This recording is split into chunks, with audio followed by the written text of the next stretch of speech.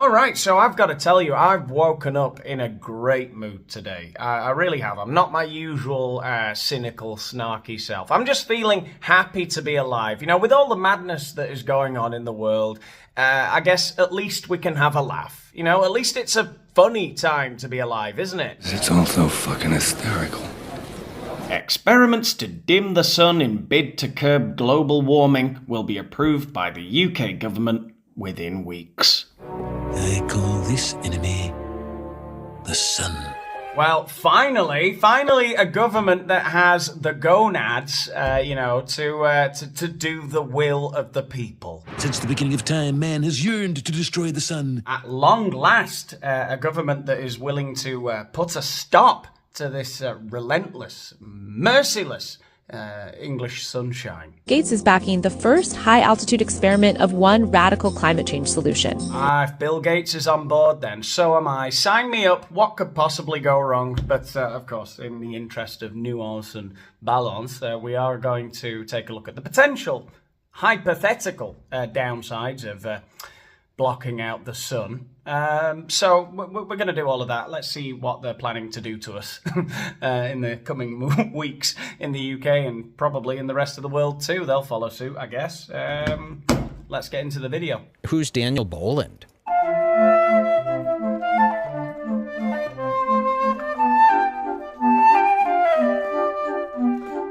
Oh, Daniel Boland, this is a heavy hitter. Do you guys know who this is? Gates is backing the first high-altitude experiment of one radical climate change solution, creating a massive chemical cloud that could cool the Earth. Now, all right, calm down. Hold your horses, people. I know what you're thinking. I know you're thinking that the UK government, not colluding, collaborating with Bill Gates and the like to release a massive chemical cloud into the atmosphere that will block out the sun and cool the Earth down sounds a little bit scary. All right? I know it sounds a little bit Bond villainy. You would be forgiven for saying that it sounds almost biblical in its ominousness. But let's hear them out. Massive chemical cloud that could cool the Earth. It's called solar geoengineering, and it's highly controversial. Well, I mean, you know, there are bound to be some negative, undesired side effects from blocking out the sun in the UK, I guess. You know, the obvious one being vitamin D deficiency and all of the consequences of that. You know, rickets, osteoporosis, depression, a weakened immune system. Every plant and tree will die. Owls will deafen us with incessant hooting. The town sundial will be useless. All of that kind of thing. But let's just try not to get hysterical about this. I'm sure Bill Gates has got a company that has got, that can give us some nice supplements or something. Oh, would you look at that? What a happy coincidence. How long will it be that countries keep experiencing these climate impacts before someone gets desperate and says, hey, we need to cool the planet with solar geoengineering? Great question, Andy. How long is it going to be before someone turns around and goes, hey, you know what? It's a bit stuffy in here. Time to cool the planet with solar geoengineering. Release the chemical cloud. I mean, I guess it really depends on the individual because, if you're asking me, how long is it going to take for me to turn around and say something like that? I would say, forever. I'm happy without the massive chemical clouds. But then again, there's people out there like you, Andy, who are positively chomping at the bit to get their own back on the sun. It would look something like this. Thousands of planes would fly very high and use nozzles to inject millions of tons of light-reflecting particles into the stratosphere. It would create a thin chemical cloud of those particles around the whole planet, blocking some sunlight from reaching the surface. It would mimic a giant volcanic eruption, which we know cools the Earth. You see, it's as innocuous as a giant volcanic eruption, so large as to cool the temperature of the Earth. Can I leap in? This is a really important moral point. So if I made a decision, or if there was a collective decision to do a geoengineering program, and you put, say, the kind of program I think makes more sense to put about 1 million tons a year in, but let's say, you might end up killing many tens of thousands of people a year. Come again? You might end up killing many tens of thousands of people a year as a direct result of that decision. Well, I guess it's for the best that I didn't wake up in a cynical mood this morning, because statements like that are the kind of thing that can send you off down the wildest conspiratorial rabbit holes. It's almost as though they know that loads of people are going to die as a consequence of their actions. You might end up killing many tens of thousands of people a year as a direct result of that decision. I think that has moral consequences. I don't sweep it under the rugs.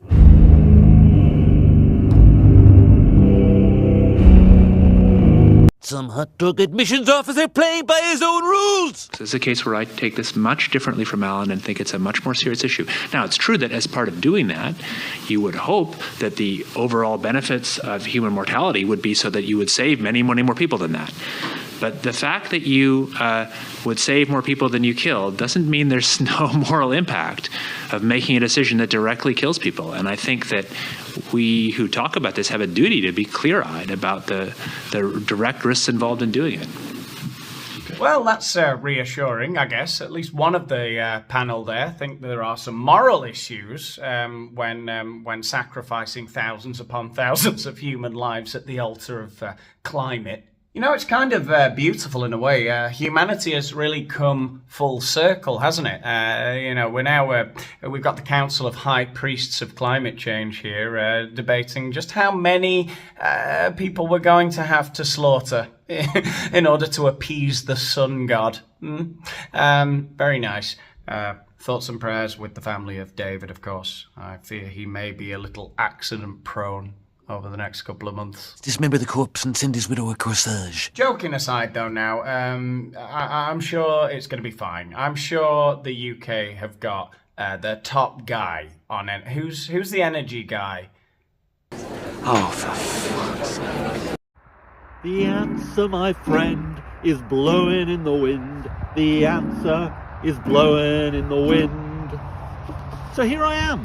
Spasticus! I'm Spasticus! I'm Spasticus Autisticus! I don't think there is anybody who better epitomizes the dumbed down, infantilized, nerf-edged state of the world than Ed Miliband. You know, he represents, to me, the absolute downfall of the West. Men, and I use that term lightly, like Ed Miliband, should never be anywhere near a position of competence or power. On the latest stage of my GB Energy Tour, and I'm near Mansfield at the Lyndhurst Wind Farm. Oh, really? You were near Mansfield at Lyndhurst Farm? Look, I'm sorry, but this is not okay. This kind of geek is the kind of guy that we've got running shit in the UK. This is the guy who thinks that it's a good idea to block out the sun in England, right? People like this are shaping our energy policy. They're in charge of really big departments and decisions. This guy shouldn't be in charge of anything. You couldn't present a cat. All right? Men like Ed Miliband. I mean, frankly, if he was your neighbour, you wouldn't ask him to feed you goldfish if you went away for the weekend.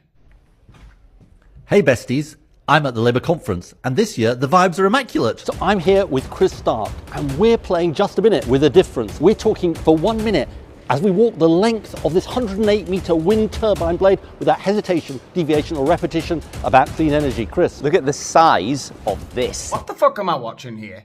I mean, seriously, I feel so sickeningly patronised. It feels like I'm watching CBeebies.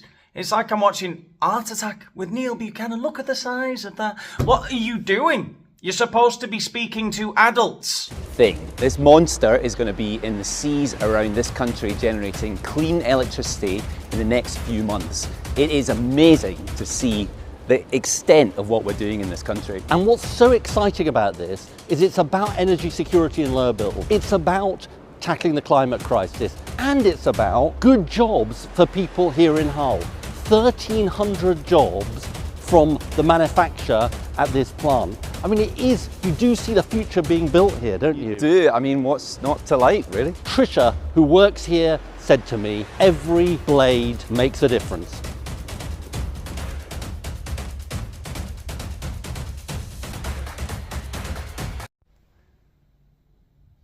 That's it. That's the bombshell he ended on. Well, he's very concise. Didn't need the full minute, did he? Trisha, who works here, said to me... Okay, what did she say to you, Trisha, who works here?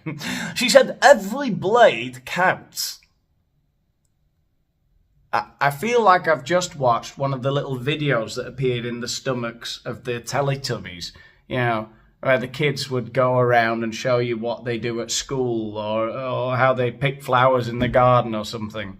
And it was hypnotic in a way, but I don't think that's the way to form government policy. You know, the Teletubbies approach.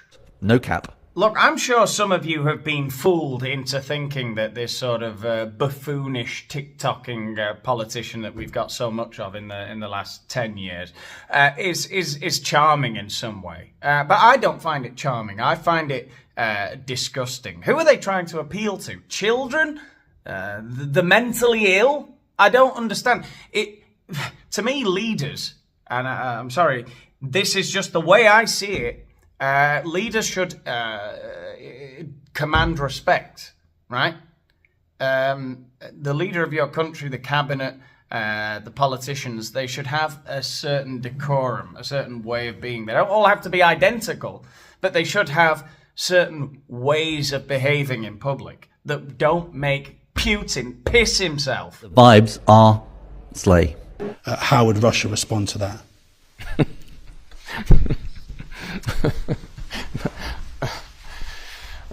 Anyway, back to the topic at hand that I've kind of lost my way a bit, but they want to block out the sun. They want to fill up the air with sulfur and stop the sunlight getting through to England, which I don't know if you've noticed is not the sunniest place on earth. It's kind of amazing. Like I said before, we've come full circle. The Clean Air Act that got rid of all of the sulfur from all of the coal fires that sort of my grandparents grew up with, where there was so much smog that you couldn't see your hand in front of your face at times. People were dying of lung diseases, and it was hell on earth. I guess that's what they envision for us. Slay the Boots house down. Houston, I'm deceased. This cafe ate and left no crumbs. A borderless, lawless hellhole that's lost all of its tradition and all of its memory of how things used to be. A demoralized, penniless population. I think they might hate us. I think they might hate us. But as I said at the beginning of the video, it's a lovely time to be alive, you know? You just got to enjoy being alive while we've still got the sun, you know? There's always the sun. Anyway, if you've enjoyed today's video, remember to give it a like to let the universe, let the algorithm know what a lovely time you've had. Let me know what you think about all of this in the comments, and subscribe to the channel if you haven't done so already. Check out my social media to find out when I bring out my next video. I'm on X, I'm on Instagram and all those places. And if you want to help out with the channel even further and get some access to some exclusive videos, then you can join my Patreon. All of that is under this video. And I'll see you in the next one. Bye.